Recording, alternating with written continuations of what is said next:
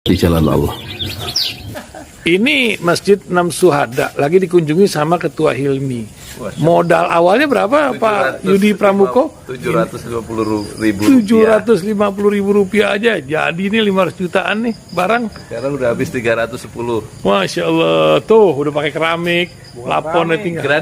Granit tuh kayak marmer. Tuh, Masya Allah nih, sampai juga kita ke sini. Masjid Enam Syuhada, ngapa namanya Masjid Enam Syuhada, Ya, Pak Yudi? kita mau mendokumentasikan perjuangan dakwah nama anak muda pengawal Habib Rizik Syihab itu. Masya Allah. Yang dibunuh sama orang jahat di kilometer 50. Kilometer 50 ya. Itu kan simbol memperjuangkan dakwah itu kita harus memberikan segalanya untuk Islam kan ya, untuk Masya dakwah Islam. Allah. Dan nama anak muda itulah yang sudah memberikan segalanya untuk Islam. Masya Allah. Kita Apa nanti nama pemuda itu ada juga di sini mungkin diterapkan? Mungkin namanya 6 syuhada. Enam aja. syuhada Iya, itu, 6 syuhada dipasang di sini, 6 syuhada. Bip Ali, apa yang dikomentarin dari ini semua, Bip Ali? Masya Allah, luar biasa. Dari uang 700.000, kalau pengen ternyata bisa. Bisa. Allah kirim. Tuh, bisa. Ya, dengan Masya. dengan masuk satu gang kecil, tapi Bapak ini luar biasa. Kecil tuh. Oh, Masya Allah ya. Satu call aja. Masya Allah. Perjuangan Pak Yudi Pramuko, YouTuber sejagat paling tua. Tertua di semesta. Tertua di semesta. Masya Allah. Tukang donat. Tukang donat. Tukang donat dari Paru. Ini saya laporkan dari lapangan ini, langsung dari Masjid Enam Syuhada. Masya Allah. Dan ini dia. Dalam lihat ah. Tuh lihat tuh masjidnya, tuh imamnya di situ tuh. Malam-malam lagi kita. Masya Allah. Masih kurang nih. Atapnya katanya transfer aja dari rekeningnya di bawah terlihat. Kita teruskan ya part kedua. Ada bagian yang kita lihat, ada bagian yang tidak kita lihat. Dewi Keadilan ditutup matanya, dia nggak bisa lihat problem, tapi nalarnya bisa lihat. Itu pengertiannya. Jadi ada sesuatu yang sublim di dalam upaya untuk menegakkan keadilan. Tadi Pak Arief terangkan dengan baik tadi, bahwa putusan itu kendati adil, tapi tidak fit and proper dengan kekuasaan. Putusan itu membatalkan investasi. Putusan itu menghasilkan kecemasan politik. Padahal itu putusan hakim. Kenapa ada variabel ekstra legal yang diselundupkan untuk mengacaukan koherensi putusan? Dari segi teori hukum positif bahwa putusan itu basisnya adalah argumen-argumen di atasnya yang koheren, yang kita sebut sebagai Berhubungan, koheren berhubungan. Hans Kelsen. Hans Kelsen. Kembali ke Hans. Walaupun itu dipakai secara tepat, walaupun saya kritik Kelsenian, penggunaan Kelsenian di Indonesia, tapi bahkan yang udah koheren diganggu oleh variabel eksternal tadi. Variabel politik, variabel feodal, variabel uang, segala macam. Apakah hati nurani hakim terganggu? Itu bukan problem saya. Yang punya problem saya adalah nalar itu tidak tiba. Oke, sampai di situ dulu ya. Dia nyebut Hans Kelsen ya, bapak teori apa tadi yang dianut oleh penegak hukum di Indonesia lah, hukum positif Indonesia, Hans Kelsen, yang gurunya itu adalah Immanuel Kant ya. Dan nanti kan ada mazhab yang anti Hans Kelsen ya.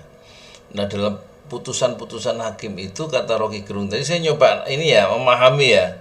Kan saya udah usia 62 nih, tapi berusaha untuk belajar terus. Belajar terus tuh, yang saya maksud dengan belajar terus adalah menjadi pendengar yang baik dan mencoba untuk mengutarakannya kembali. Apakah saya mampu ya menjelaskannya kembali ya.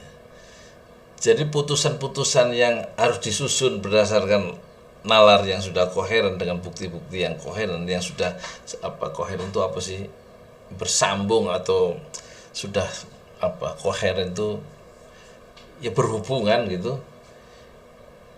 Itu sebelum sampai tiba pada putusan itu bisa diganggu oleh kekuasaan, oleh feodalisme, oleh uang, hakim itu loh, sebelum sampai mencapai putusan yang katanya adil itu bisa masuk unsur-unsur yang membuat putusan itu nanti nggak sesuai dengan koherensi yang sudah dibangun itu.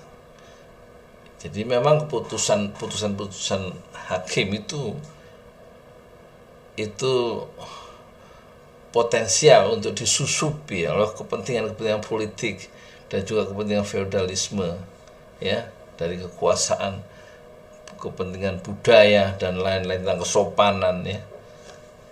Nah itu di Rocky Gerung tadi mengatakan itu tergantung, termasuk uang, ya, bisa mengganggu putusan itu. Itu problemnya adalah problem hakim tuh, terganggu nggak dia nuraninya dalam proses pengambilan sebelum pengambilan putusan itu.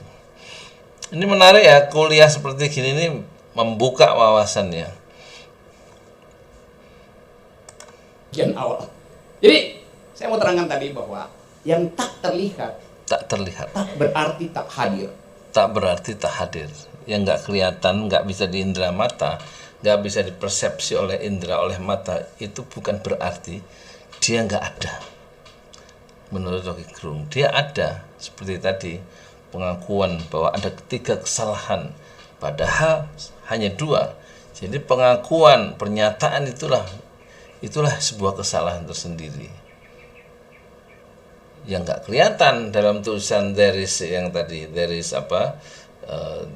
mistakes in this sentence tadi, nggak bisa dilihat mata, tapi ada hadir kesalahan yang ketiga, yaitu pada nalar tadi, dari orang yang mengucapkan tadi berbohong atau tidak. Itulah kesalahan yang dia buat, yang tidak bisa dilihat oleh mata kecuali bisa dilihat oleh nalar.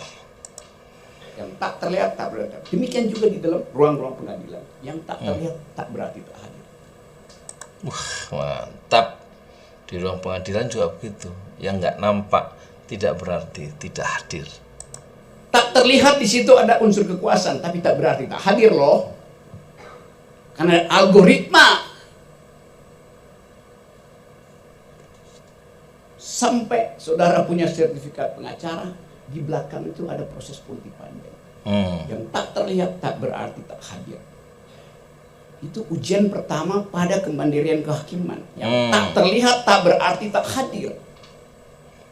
Ini proses edukasi yang sangat indah ya, sangat bermutu yang diberikan oleh Rocky Gerung sebelum hakim-hakim muda yang di depannya dia bicara sekarang itu akan menempuh ya profesi sebagai hakim, tentang kemandirian hakim, kejujuran hakim.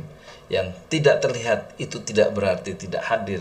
Itu satu falsafah, satu ungkapan yang sangat indah yang menjadi bekal kehidupan bagi hakim-hakim muda yang nanti akan berbenturan dalam keputusan-keputusan di ruang pengadilan. Nanti dia akan berbenturan dengan feodalisme, berbenturan dengan kepentingan politik di luar pengadilan, dan mereka akan menemui benturan-benturan, bukan hanya kekuasaan dan feodalisme, tapi juga uang dan godaan-godaan yang akan menggoyang kemandirian dan kemerdekaan serta kejujuran hakim. Satu pembekalan yang menyentuh dasar filosofis seorang hakim muda dari Rocky Gerung.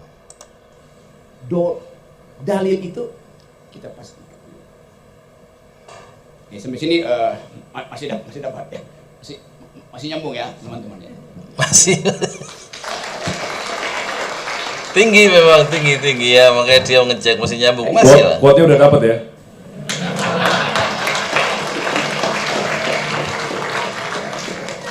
Saya nggak pernah merasa ada beban, kecuali naik gunung. Saya mesti bawa ransel 12 kg. Pak Arief juga pendaki gunung. Jadi kalau dibilang saya politisi, saya bukan politisi. Hobinya kritik. Saya tuh kritik pemerintah kalau saya lagi nggak naik gunung. Karena ILC undang terus kan. Malam ini ILC juga tuh saya udah kasih kritik tajam tuh. Jadi setiap kali karena Ilyas telepon, kok nggak bisa? Lo gue ini hidup gue itu di gunung, naik gunung dibandingkan ILC. Gue kalau udah ada waktu lenggang, waktu luang gue ke ILC deh. Tapi jangan ganggu aktivitas saya naik gunung gitu. Nggak bisa lo. Yang nggak boleh diganggu aktivitas naik gunung sama aktivitas selingkuh.